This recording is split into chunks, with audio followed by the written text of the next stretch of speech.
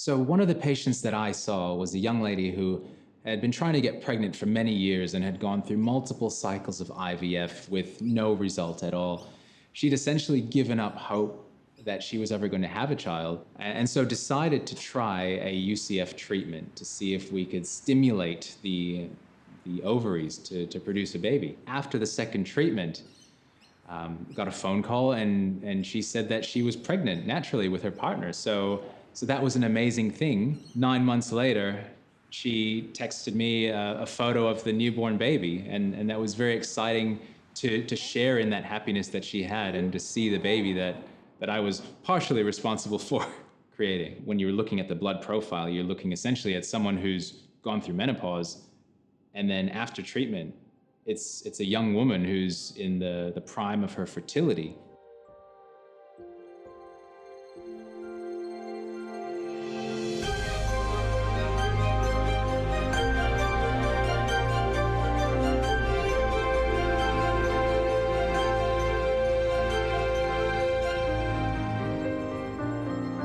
So think of it this way: stem cell is a blank slate of all your DNA. It's a cell that hasn't become a specialized cell yet. Our whole body is made up of cells. The most functional part of your body, the smallest functional part of your body, is a cell. Tissues are essentially cells that are held together, so they're cells that are contiguous, if you will.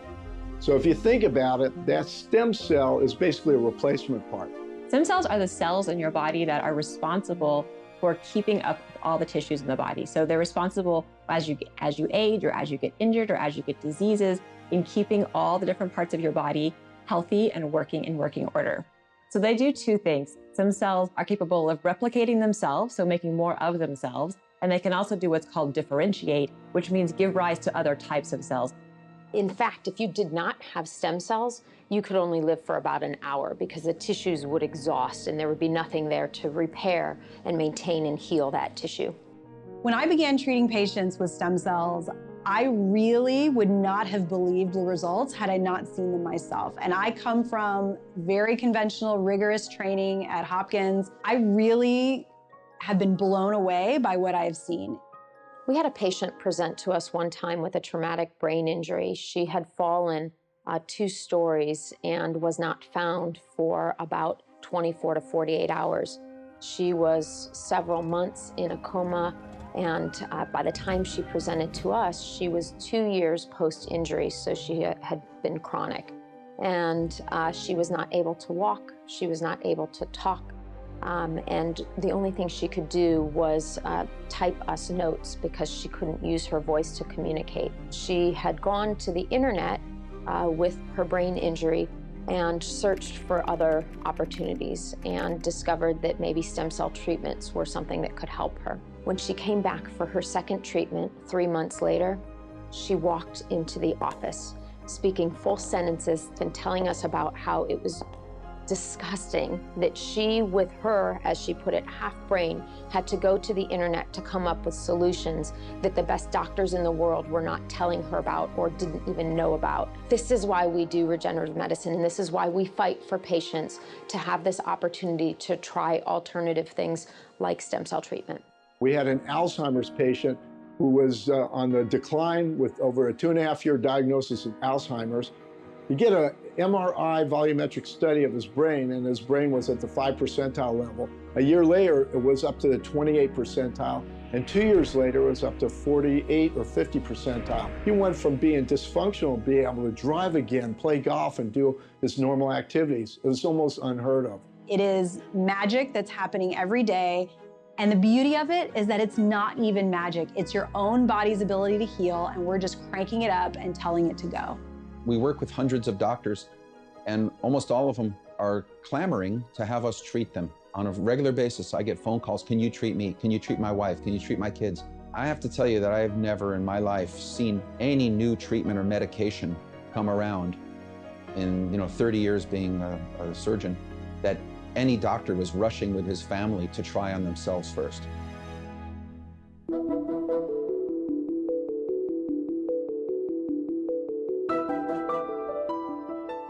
If you look at throughout history of stem cell therapy, the first stem cell therapy was bone marrow transplant. So that happened about 70 years ago, and people just didn't know that they were doing stem cell therapy. They thought they were just transplanting bone marrow, and they didn't know that there were stem cells in the bone marrow. The problem with bone marrow is, A, it's very painful to take out unless you give somebody a general anesthesia. It really hurts. And B, when you do harvest bone marrow, 100 cc's of bone marrow, even with a good harvest, may yield maybe up to 100,000 stem cells. So you don't get that many cells out of bone marrow. While everybody was working on bone marrow, we had some studies on fat, and it turned out that fat had this huge number of stem cells in it.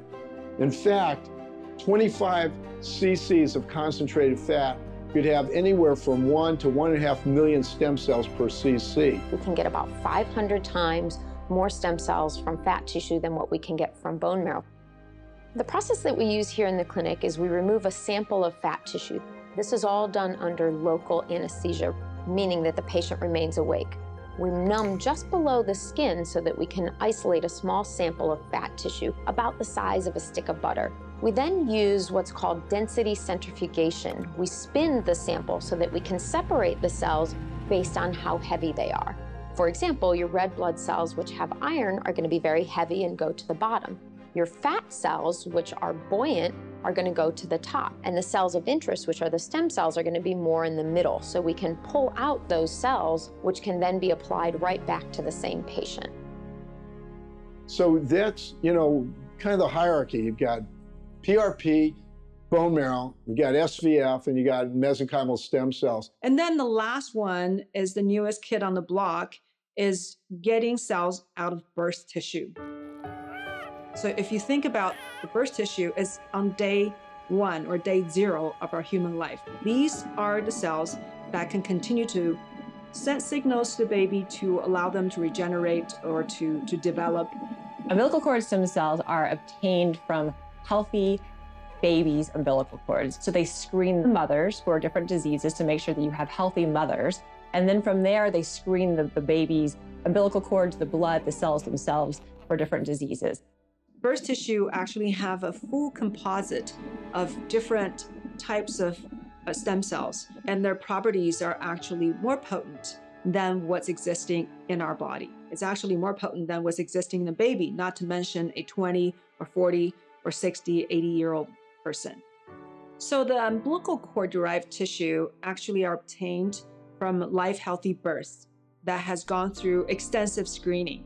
And those are the tissue that otherwise would have been thrown into the biological wastebasket, but now we can capitalize on the regenerative potential of those cells. What I think is going to happen is that as we learn about stem cells, we may find that there are different types of stem cells that are perfect for different conditions.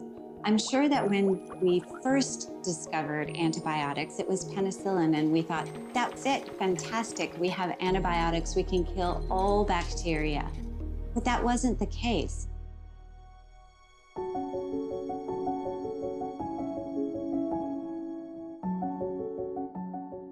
There's currently about 500,000 people a year that go through a knee replacement in the United States, and that figure is expected to rise to 3 million in the next 10 to 15 years. I would advise anybody against a total knee replacement until they have tried stem cell therapy.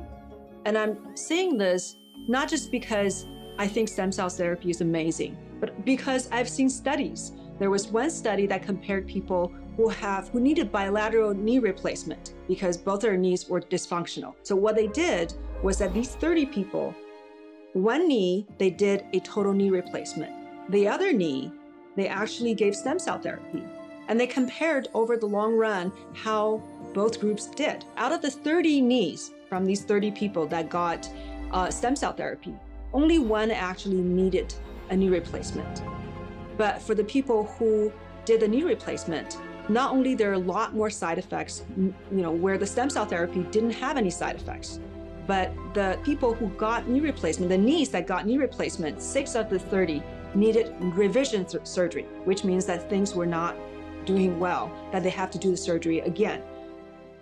In the largest orthopedic study using stem cells from fat tissue, 93% of the patients demonstrated improvement in the functionality, their range of motion, and reduction of pain. There's no pharmaceutical or surgery on the planet that has this kind of response rate. So I'd love to tell you about a patient who came to me having had multiple spine surgeries. He had hardware extending from the top of the lumbar spine, L1, all the way down to the pelvis. He had pain and disability for 13 years, starting with a small surgery and then domino effect, multiple surgeries, and then coming to see me. He had low back pain, buttock pain, leg pain, foot pain, rib and mid-back pain, deformity above the area of his previous surgery, neck pain, arm pain, and a disc herniation in the neck causing the arm and neck symptoms. We approached his situation with a full spine regenerative treatment. 6 months after treatment, 100% neck pain relief, 100% arm pain relief, 100% thoracic mid-spine relief, 100% buttock and leg pain relief. He has one foot that still has 30% of the pain, which again, this pain had been present for 13 years. And he has been able to golf, hike in Costa Rica. It really shows that the boundaries of what regenerative medicine can do are being pushed every day, and we can do so much more than we thought even a few years ago. One of the patients I treated with UCF is a woman who had rheumatoid arthritis, and she'd been suffering with this for many years. Now, rheumatoid, unlike osteoarthritis, is very difficult to treat because it's more of a systemic disease. It affects multiple joints. There's not a single joint that you can inject into and get a result from it. This woman had very, very deformed fingers and joints. She couldn't straighten her fingers out. She couldn't do the activities that she was used to doing. She was used to be a piano player, wasn't playing the piano anymore. So 3 months after her first treatment, the bones in her fingers had straightened. She didn't have the deformity anymore. And she said, "Come here, I want to show you something." We went into the lounge room. She sat down at her piano and just began to play. I was speechless when I saw her do this. She'd really regained that function back and that passion for what she used to do. And one example that I can talk about is a patient who had a partial tear of his triceps tendon. He had tried everything conservatively and was actually on the schedule for surgery for us to perform a repair. In his case, what we would have had to do was actually complete the tear and then refix it and then begin the rehab process. At the last minute, he decided to try a stem cell injection, and not only was his pain relieved, but we were able to perform a repeat MRI, and where we saw a nearly torn tendon on the MRI previously, we now saw a completely normal and healthy tendon. As a professional ball player, we're always trying to chase velocity. You know, what can get us to the next level? What can make us that much better? And velocity, throwing harder is one of those things. You know, from a young age, actually, you know, I always felt like most kids feel like they can get to the pros and they have that dream, but I really believed it. And then one day I just felt like, you know, not right. So I got an MRI and we did find out that I had a slap tear, a superior labrum anterior posterior. So you got to realize at this time, I'm in the minor leagues. I'm not in the major leagues where a lot of people, you know, envision a professional athlete being. And so, like, the option for me was you're going to rehab it. And if you can't get it right with rehab, then you got to get surgery. Like, that's the only option. I'm thinking, man, if I get surgery right now, that's, in a sense, a death sentence to my career. You know, a year of rehab after surgery, then you got to build up. And now I'm in my upper 20s. You know, so we tried everything, all these different techniques with deep tissue, massage, strengthening, and it just, nothing was working. There's just been a ton of athletes that have been getting stem cells, you know, a lot of world-class athletes, and I thought, well, I got to look a little bit more into this, and that's when I met Dr. McGee. I met with Dr. McGee, and I got my, you know, first dose of stem cells, and I saw a slight improvement, not a huge improvement. I went again and he threw in some PRP with it, the stem cells in the PRP, which is platelet-rich plasma. And I went back to Florida. For the first time, I remember going out there and throwing and being like, holy smokes, like, this is better than before. People around me were shocked. I went from months of not being able to throw it like over 50%, let's just say. I mean, if I tried to get any zip on it, it would just bark. My arm did not feel good at all, and I could not let it fly. To the point where I'm going out there and I'm throwing stuff on a line. I'm getting up there, now I'm throwing long toss, and then I'm getting into, you know, pitching off the mound. I'm throwing into some practice games. In my first practice game, I think I hit 95. That was probably the hardest pitch I had ever thrown, even before when I was healthy. You know, it got to the point where I'm pitching in these games and now I'm hitting 96, where these guys are turning their heads thinking, holy smokes, this guy was, you know, days, weeks away from getting surgery. Well, it definitely was an absolute miracle. And here I am, you know, just looking around the stadium, realizing, hey, like, this is what I've always dreamed of doing. So a no-hitter in baseball, for those that don't know, is basically the pitchers on one team throw 9 innings or a complete game, whatever it is, without giving up a hit. I was part of a combined no-hitter. I started the first 2 innings, and then a guy named Felix Pena, my teammate, came in for the final 7 innings, and neither one of us gave up a hit. So it's a really special thing, and something that, you know, we'll remember forever. In my opinion, I've seen firsthand how stem cells have affected me in my career. I remember calling my wife and my mom and my dad and saying, like, I can't possibly see how my arm's gonna get better and I'm gonna reach my dream and get into the big leagues. I feel like I'm letting you guys down if I don't get there. I was at that point, so all of a sudden not giving up, having some miracles happen, meeting Dr. McGee, you know, getting these injections. And all of a sudden now, here I am, you know, being able to do the thing that I've dreamed my whole life of doing and making my major league debut. So one of my patients is a professional athlete, very high level rugby player. He came to see me with essentially no cartilage left in his knees. The treatments that they'd tried previously were things like anti-inflammatory medications, cortisone, steroid injections, and all of these are considered a band-aid therapy to reduce the symptoms. But it doesn't actually repair anything. He wanted to increase the level of his performance during games. He wanted to be pain-free, and he wanted a way to do that quickly so he could get back to training without the need for surgery. I did a stem cell injection for him into both knees. Within a week, his pain had disappeared. He was back to training, and now I believe he's one of the highest paid rugby players in the world.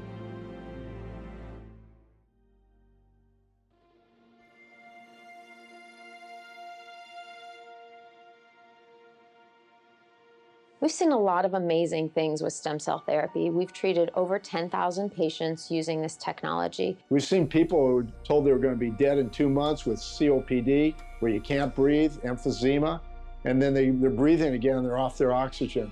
You know, we've had kids come in wheelchairs with nerve pain and they walk out. I've seen things that, you know, we were told were impossible when I was in medical school. Let me tell you, we've seen some amazing things in neurology. We've worked with a neurosurgeon who's implanted these Ommaya reservoirs. And this is a little tube, goes right in the ventricle of your brain, so we can put some of the cells right in the cerebral spinal fluid. Another patient that I was involved with is a young woman in her early 30s who was involved in a very bad motor vehicle accident. And this left her paralyzed. Essentially, her full body was paralyzed. However, she was still aware, and this is what's known as locked-in syndrome. So all that she could really do to communicate with us was blink her eyes. When someone's in this condition, the prognosis is never very good. There's not a lot of hope. We decided we would try stem cell therapy to see if we could restore back some motor function. Got a call from her family. Come, you have to see our patient. So we went to see her, and she could move her arm. No one expected that. Again, you know, we thought we'd get a few little muscle twitches here and there, but the fact that she could move that arm was a breakthrough. After 1 year, went back to visit her. She was arm wrestling the nurse. And we can tell you stories about patients that we've treated multiple times. I had a patient who was blind from optic neuritis. I treated her 32 times, and she kept getting better. She got off all her steroids, didn't need any medication, actually was able to drive again after about 8 or 9 treatments. I've been involved with stem cells, like I say, since 1968. If you have a heart attack and if you survive, as soon as you can, you want to get stem cells, and they will go right to this area that's been damaged and help repair it. And so that will help prevent you from having congestive heart failure. As soon as you do it, the stem cells are in there repairing. If you don't do it right away, that tissue will slowly rot, basically. Some of the most amazing results that we've seen is with patients with lung disease or COPD. And these patients are oftentimes on 24/7 oxygen. They can't breathe. And for patients who have COPD, they know there's no drug on the planet that can reverse. Once you start going on oxygen, it's just a downward and a rapid downward cycle. So seeing some of these patients regain some of their functionality and get back to activities that they love, it just reminds me why I fight for this every single day.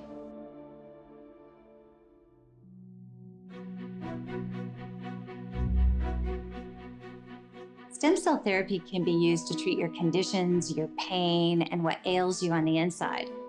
But stem cells can be used on your face. They can be used to grow hair. In fact, it's been used in cosmetics for over 30 years. When we originally looked at aging face, we thought everybody had to be lifted and pulled because gravity was pulling your skin back.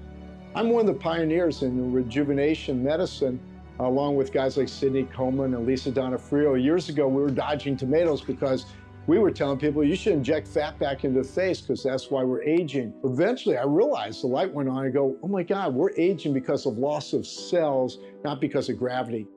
Stem cells will not only grow new blood vessels, they'll grow new fat cells to replace the dying fat cells. And we have good studies now that show fat and stromal vascular fraction together will actually repair the collagen tissue and make your skin look better and healthier. So I use stem cells a lot for aesthetics, for skin rejuvenation. And what I like about stem cells in the skin is that it gives you a very natural, youthful look. So we know that stem cells and PRP and exosomes, the way they work is they communicate with your own fibroblasts in the skin. So those are the cells that end up making collagen, elastin, and hyaluronic acid. So say, for instance, I'm going to inject PRP into a patient's face. That's going to create an immune response in the skin, and that immune response leads to inflammation. Inflammation then leads to repair. When you inject it into someone's face, the inflammation stimulates collagen formation. And when you have collagen formation, you have firmer skin.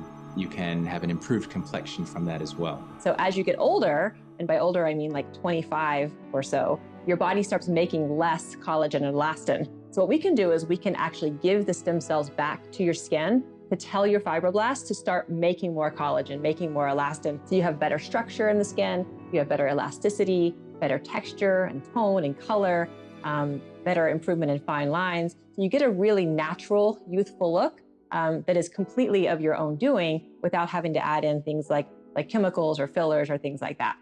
So one of the treatments that I developed with stem cells in the cosmetic field was labeled the ultimate stem cell facelift. And so this took mesenchymal stem cells from a patient's fat. They were expanded over the course of 6 weeks. And so we had 250 million cells. And then I injected them all through the face and all through the neck. I showed my colleagues the photos, the before and after photos, and they said, are these photoshopped? Because the difference that was there was astounding. They couldn't believe it. We can also use stem cells and PRP and exosomes for hair restoration for both men and women. So stem cells for hair can be done in a number of ways. We can use donated screened umbilical stem cells, but we can also take your fat, which has the stromal vascular fraction and the stem cells, and rebuild the foundation of your scalp, which is the nourishment, and then put the stem cells on top to regrow your hair. Over the course of the next 3 to 6 months, we'll see increase in number of follicles, as well as the thickness of each follicle. Now, you do have to have hair follicles to begin with. So if you're totally bald and you've been totally bald for a long time, then this is not going to work for you. But if you have some follicles, then doing these injections can really make your hair thicker and more healthy. Even just giving people back some hair on top of their head, or clearer skin, brighter skin, more youthful skin, can make a big difference in how they approach the rest of the world. So one of my patients is an actress in China, and I gave her a stem cell treatment for facial rejuvenation. After her treatment, a few months later, I saw her at a film festival, and she came up to me on the red carpet and said, "Thank you so much for that treatment. I feel younger, I have a lot more energy, my skin is just so radiant now. She said, look at me, and we did a selfie together. And it was great to see how happy she was after that.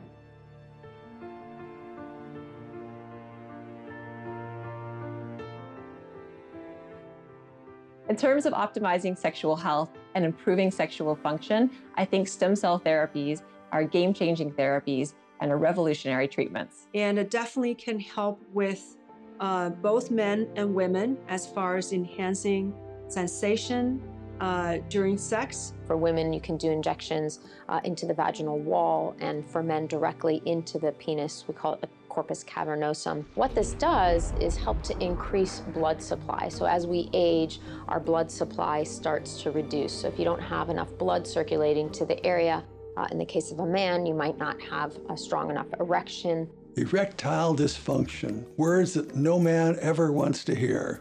Anything you can do to help increase the blood flow is beneficial to that person that is suffering from erectile dysfunction. I did this therapy, and it's hard to tell you how great it was after the therapy as compared to anything I'd ever had before. So I can truthfully say it was the best sex that I've ever had in my whole life.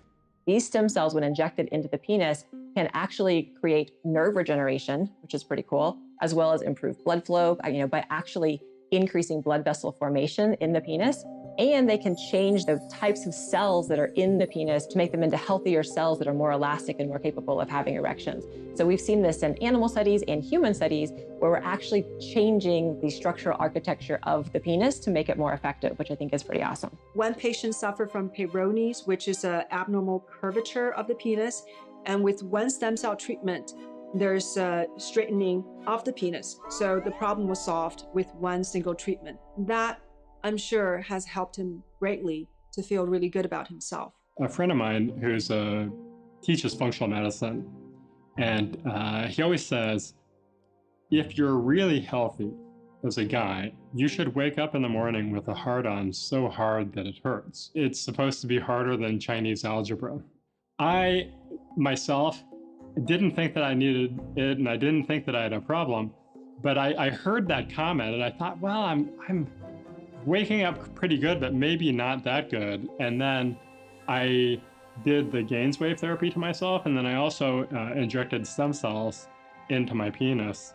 And I totally was blown away because I started to wake up in pain. By injecting those cells, we can now increase the amount of blood circulating to the area, which can also lead to better orgasms and better lubrication. And I personally have done these injections into the vaginal wall, and I've had great success with it. Something we haven't talked about is with women who are trying to get pregnant, whose ovaries are not working. They can have stem cells, and the stem cells can get those ovaries to work again, and they can start menstruating again. And so that's pretty exciting. There has definitely been evidence of stem cells being helpful for female fertility. They've done studies in animals, and actually it increased the rat ovary size, the number of follicles, and the pregnancies, number of pregnancies, and improved estrogen level. So it actually enhanced the fertility in animals. And I've seen that in my patients as well, helping them to extend their reproductive years. One of the patients that I treated with the O-Shot was actually, she had been divorced for about 10 years, was looking to get back into the dating scene, but was a little bit reluctant because she was a little bit older. She was having issues with lubrication. I treated her with an O-Shot, and afterwards she said lubrication was much improved, orgasm was much improved, and this gave her a lot of confidence in her dating life. So she wasn't afraid to go out there and just be herself again. And then the best thing is when we do it for a man and a woman and they both feel like they went back 20 years, a lot of times it kind of rekindles that passion in the relationship. So it's kind of fun for me to hear about that and how happy people are with these therapies.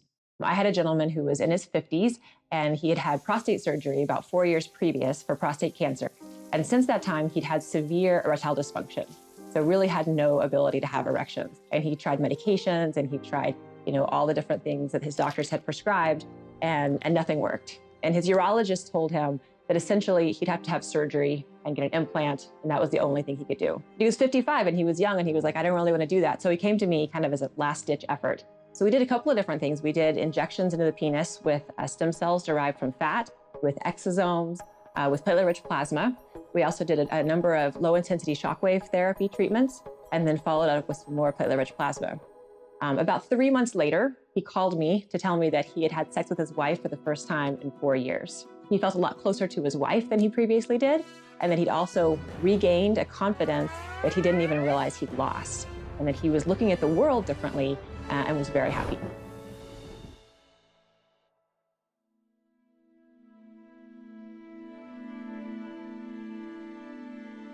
One thing I'm so excited about stem cells is that it can prolong life. Not just prolonging, but giving you a better quality of life. If you think about it, all our cells are constantly dying, but we're constantly replacing them with stem cells. And at some point, you don't have enough stem cells to replace your dying parts. If you get old enough, your heart just runs out of enough cells, contract, boom, that's the end of the game. Everybody's concerned about the length of your telomere and everything about anti-aging medicines. How do we preserve the length of your telomere so cells can live longer? Telomeres essentially tell us our age. You can think of them as shoelace caps. So when you have your shoelace and you have that little plastic piece on the end of the shoelace, it's what prevents your shoelace from unraveling. And at the end of every single one of our DNA, we have this little cap, which is the telomeres, and it's what prevents our DNA from unraveling. So as our telomeres shorten, we start to get cells and DNA that's unraveling, and eventually we all die of shortened telomeres. So the ability to keep your telomeres as long as possible in as many cells as possible is essentially the fountain of youth. This is what determines our age and how long we're going to live. They've done studies on animals, mostly mice and rats. And because they have a short lifespan, you can actually study whether or not it can extend lifespan. In most of the established animal research with stem cells or therapeutic blood exchange between young mice and old mice, what we've seen is that you can increase the average lifespan of a mouse by about 30%. So one study that's fairly recent was 2019. On these mice, on these old mice, what happened was that they gave them young mice a bone marrow transplant. And these old mice are actually at a human equivalent age of 75. And at that point, they started to give them regular transplant of young mice stem cells. So the young mice are only 3 to 15 weeks old, and these mice are 15 months old. When they got the stem cells, the group got stem cells actually lived 3 times as long as the group that did not get stem cells. So the remaining time that are alive actually is 3 times as long. This is like having car parts. So right now, you take care of your car, you change the oil, you do everything to maintain your car as healthy as you can. But ultimately, when a car part breaks down, you have a replacement part. The replacement parts in medicine have typically been complete organ transplants, but now we can give them to you in the form of cells. So with cell therapy, once a telomere shrinks and a cell dies, you can replace it. And guess what? You start with a new telomere. May not be as long as the original one, the cell might not live as long, but who cares? Instead of getting 7 years out of a cell, if you get 5 years out of the cell and you can keep replacing it, that's okay, as long as you have replacement parts. As we age, we have escalating level of inflammation. So inflammation will prevent regeneration. It's almost like the disease is the house caught on fire, right? Your body is the house, and when it shows up as disease, the house has caught on fire. So when we can reduce the level of inflammation, we can also reduce the chance of us catching disease or decline with aging. And that's where the stem cells can come in with this very potent anti-inflammatory effects, that it can prevent this train from going down the route of disease and aging. This is definitely a very exciting time to be alive, because this is the first time in history we actually are getting as close as possible to the fountain of youth. We have not seen it existing any time in our history.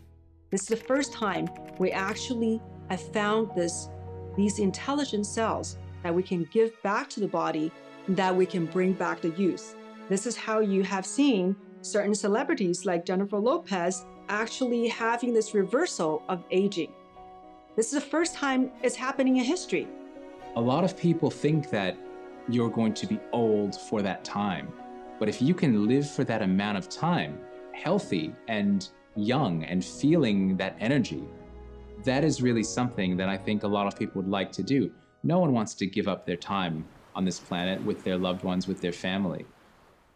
One of my patients, he's an older gentleman in his 60s. He had a couple of UCF treatments with me. And afterwards, he claimed that he felt like a teenager again. He had this vigor and vitality, and people that hadn't seen him for a while would say, "What have you done? You've done something." He was back training again. He got himself a personal trainer. He was doing, these long workouts that I couldn't do. For myself personally, I'm already using stem cells in more of an anti-aging capacity. I get a dose of stem cells every 6 to 12 months because I don't want to wait until I don't feel good or until something's wrong with me. I feel better now than I did in my 30s, and I'm 43 years old. I want to stay on top of it. I want to stay as young and feeling good for as long as possible. I'm at the age where most of my friends are retiring from medicine, and I feel like a kid who just got out of residency and is practicing medicine again. My own personal treatment, I feel like someone half my age. What I can attest to with my UCF treatment was that I really felt that energy boost.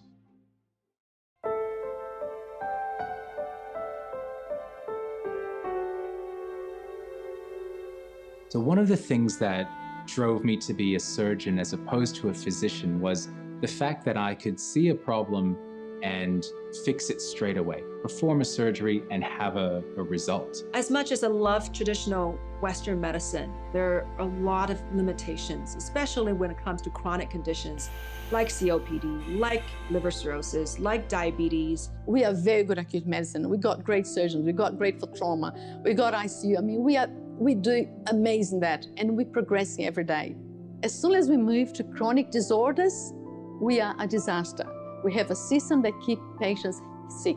We don't make them better. We fight against the body. We have antibiotic, antiviral, antihypertensive. So it's anti-everything, it's anti the body. We fight in the body instead of giving the right environment for the body to heal, because it knows how to do it.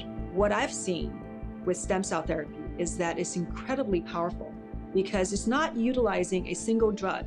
It's actually using the intelligence of the cell that can give you many, many different kinds of growth factors and signals and attacking the body from so many angles. And what I've seen, the results have been pretty astounding. Now, in internal medicine, a lot of the therapies are what we call Band-Aid therapies. So they're treating symptoms only and really just slowing the progression of diseases. Now, with cellular therapy, it's very much like surgery, except I'm replacing the scalpel with cells. You see the root cause, you treat it, and you get a result. A lot of my patients come to me and say that their regular doctor says, yes, stem cell medicine, it might be okay, but we don't know enough yet. It's still in research. Maybe in the future, don't do it. I have a lot of friends, doctor friends, in fact, who don't believe in stem cells. They'll say, I don't believe in stem cells, which I think is crazy because there are thousands of studies out there that show the efficacy of stem cells. They show us that stem cells work. I think the medical industry in general is very conservative about their response to stem cell therapy. Everybody says that's voodoo. It doesn't work. It's anecdotal. These guys aren't for real. You shouldn't go to them. There's no studies of stem cell work. And yet people are desperate. So they come in here and we treat them and they get better.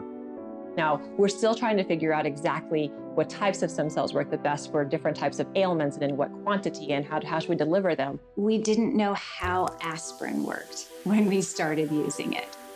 People are still saying there's no evidence. My answer to them is, have you ever looked? I really wanted to provide the best stem cells for my patients. And in the process of finding out what's the best, I've accumulated lots and lots of articles of comparisons directly between stem cells from a person's bone marrow fat tissue and the birth tissue. And that gives you all the scientific evidence. It's all based on research studies.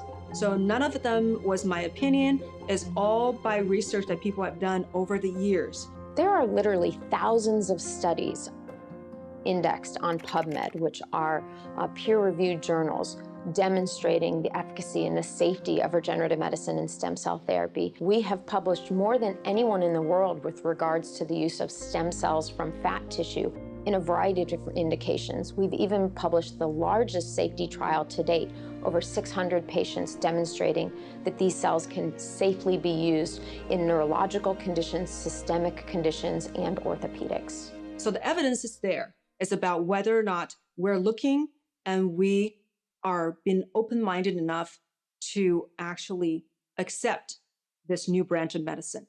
We have the technology to delve deeper into the cells. You're going from a very, very small cell into a nanoparticle, and those nanoparticles are exosomes. They have benefits as well, which might be beyond what we're even dealing with now. Probably about 150 different clinics are using our technology, and everyone's getting the same outcomes, good or bad. Everyone's seeing the same thing. So it's not a niche-y, this is, oh, look what these guys did, and what's the hat trick here? It's that there's something very powerful going on here. We don't have to keep people on medicine chronically. We can stop the opioid crisis right now. I had a patient just write to me literally 3 days ago. I was taking 3 Vicodin a day, and now I'm off of everything, and I have no pain. And they can't believe it. This is not anecdotal stuff. This is surgical evidence. These are your own cells healing you, and these are your optimal healing cells. We just have to be luckier than the devil that they're in your adipose tissue.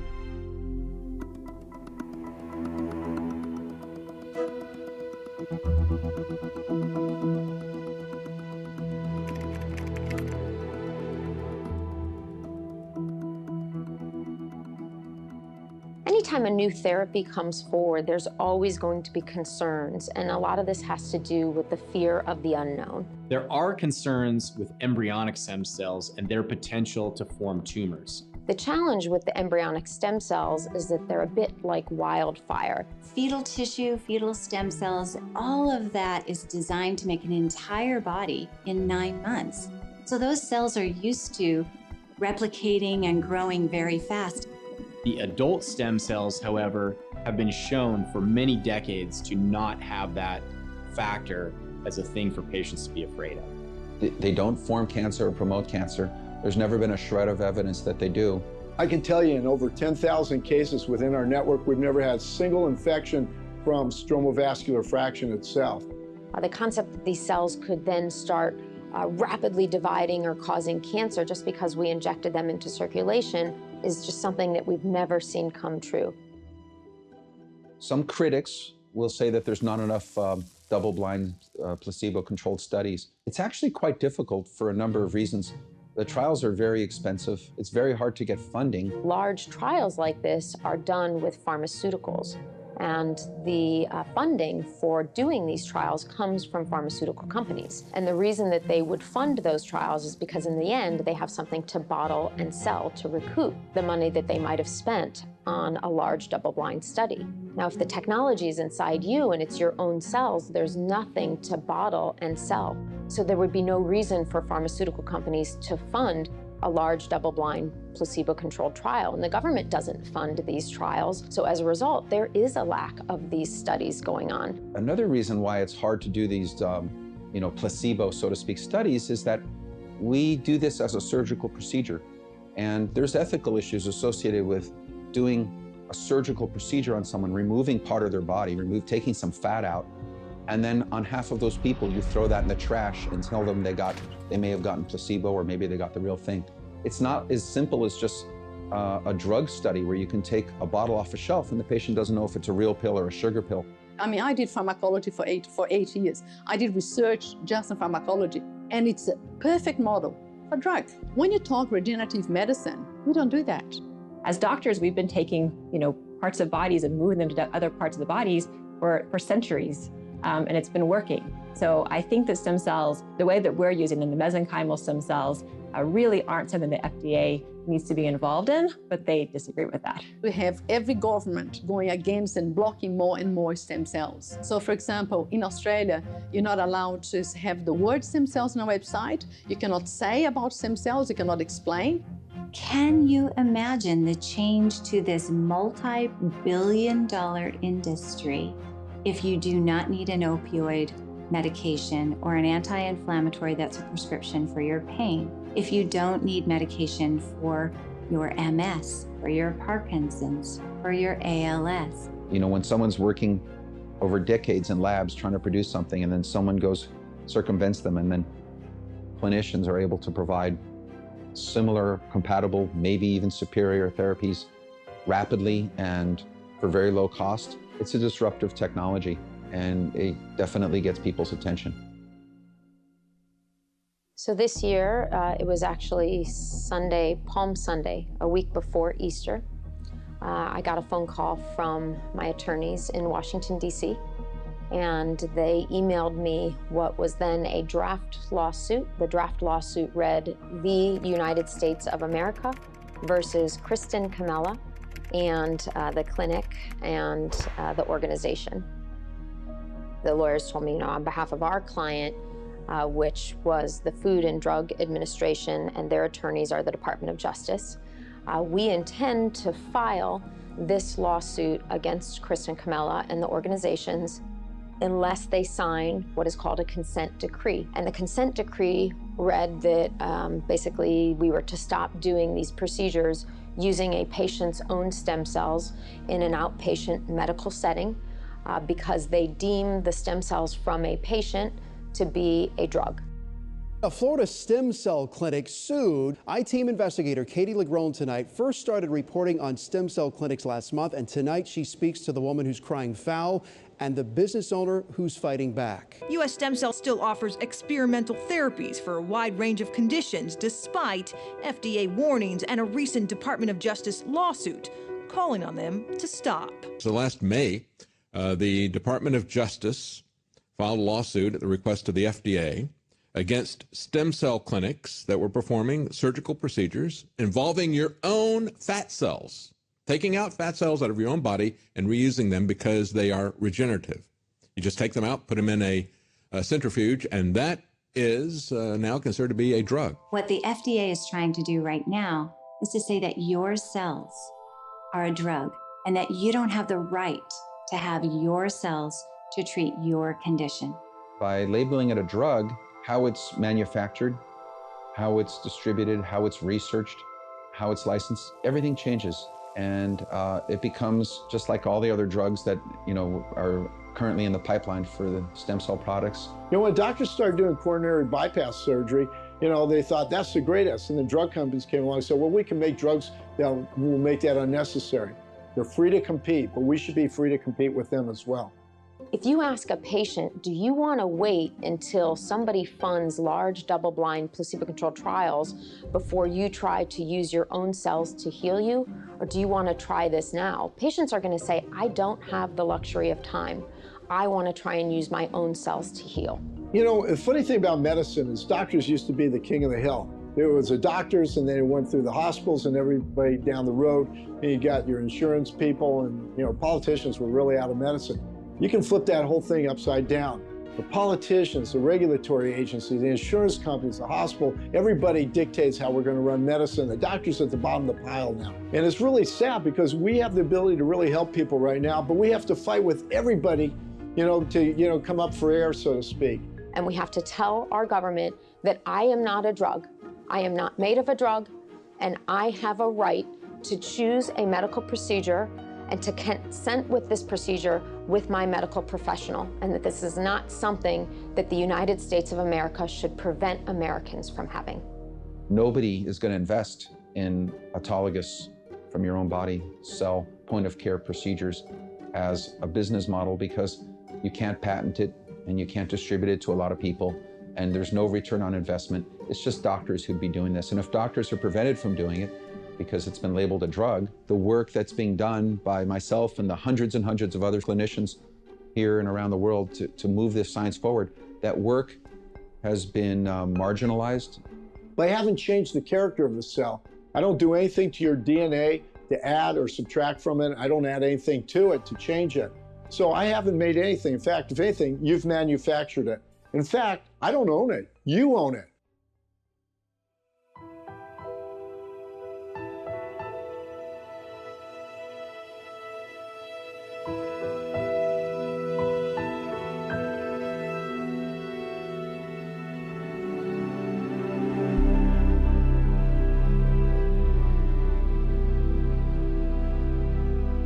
And I did not sign that consent decree because I've seen enough patients get out of their wheelchair and walk again to know that this is something that we have to fight.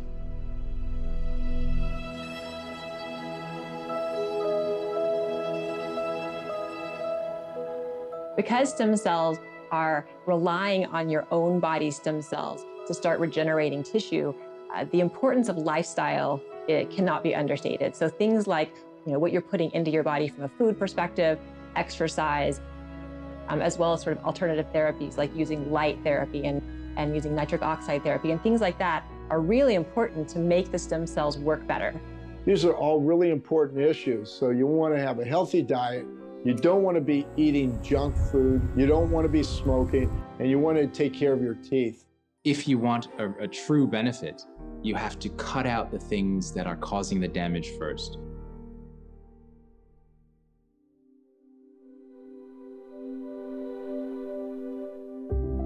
I see some of the toughest cases in our community. So I work in a place where a lot of spine surgeons work, and there are a lot of people who won't see revisions, patients that have had multiple surgeries, patients with chronic neck pain, chronic leg pain, back pain. And because I have a lot of experience in revising those surgically, I continue to see these patients with tough problems. And now, with regenerative medicine, I'm able to say, I have another tool. There is hope. I never thought that when I started med school that I would be doing this. I thought I would be seeing patients and treating ailments and doing the stereotypical doctor things. I really look at myself and I think, this is an amazing opportunity that you have, that you can make a difference in these people's lives, and you can make a difference to so many people. One of the most rewarding things that we've encountered is seeing patients who've tried many other treatments and have been very intelligent about their research and searching out how to get themselves better. They've tried everything that they could come across, from injections to oral medications, and some of them have even gone through surgeries and still are not able to do the activities they enjoy. Then we introduce a new type of procedure, like an injection with a stem cell, for example, and suddenly they're better, they're back to what they're doing, and they're happier than they've ever been. We as doctors have a chance to do something very special, and that's help a lot of people at a very inexpensive price and do it immediately. I had one patient who had a stroke, and I gave him, he was 82 years old, and he had his right arm paralyzed, and I gave him stem cells, and within an hour, he's saying, look, I can move my arm. Dr. Steenbach, you're amazing. This is crazy. And how can you beat that? There was an autistic little girl, 6-year-old, and she had been wearing a diaper because she could not use the bathroom. She was not able to talk. And then she came to me for umbilical cord-derived stem cells. And then after stem cell therapy, she was able to be potty trained. She started to talk. She started to being able to communicate. She had this hypotonia where she couldn't walk up the stairs. So at 6 years old, parents were still taking her up and down the stairs. But after stem cell treatment, she could climb up and down the stairs on her own. So to be able to make that kind of difference and to help the parents, I've seen autistic children's parents being some of the most beautiful, selfless, and loving people. And to be able to bring that kind of hope for them is incredibly satisfying. My patient who had a spinal cord injury, he came, we removed his fat, we gave him his first treatment, and when he came to my clinic, he was using a power wheelchair. He had minimal use of his arms, no real coordination in his hands. So he was technically almost a quadriplegic. When he came back, he was in a push wheelchair. And I said, oh my goodness, what's going on? This is great. In his physical therapy, he's now able to stand up and sit down, and he is working towards being independent and getting his life back, all because of stem cells. And we had a guy who was an award-winning composer, couldn't barely walk, couldn't play piano. He's playing the piano, composing again, life of the party. People can attack you, they can claim that you're a quack, you're crazy, whatever, but when you see results like that over and over again, you can't help but get up in the morning and say, this is so exciting, I gotta get to the office and see more people and help more people, because as doctors, what else are we here for but to help people get better?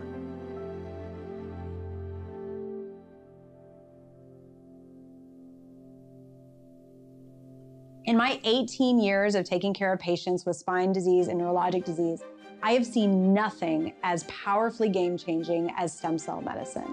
One of my personal goals is to spread the word about this and really decrease the number of fusions that are done all over the world. I also envision the chronic neurodegenerative diseases such as Alzheimer's, Parkinson's, MS, to be treated much more effectively with regenerative medicine. We've helped countless people avoid joint surgery. We've helped them to become pain-free from their autoimmune disease.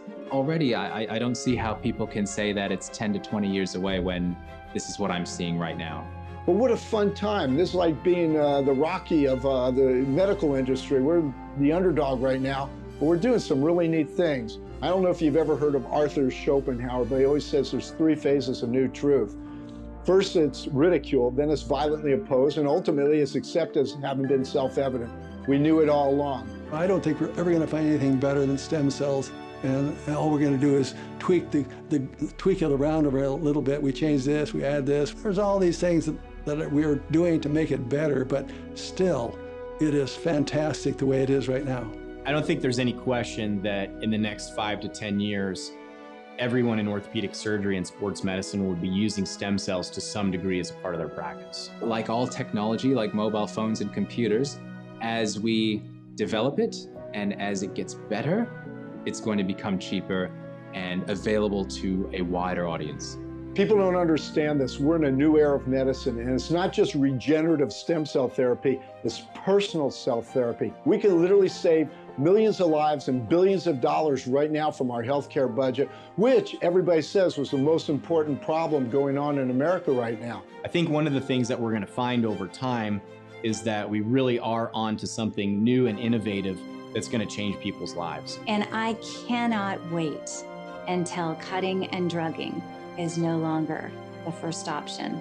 Cellular medicine is the future. Stem cells are not drugs. They are a form of intelligence that can be put into the human body to bring about healing and regeneration. It is the most miraculous discovery of my lifetime, and I'm sure for everybody else's lifetime. It's almost like magic. And that's why I'll look at the adipose tissue we collect and go, this is liquid magic. I'm a surgeon, not a magician. But you know what? This is about as close as you get to the real trick.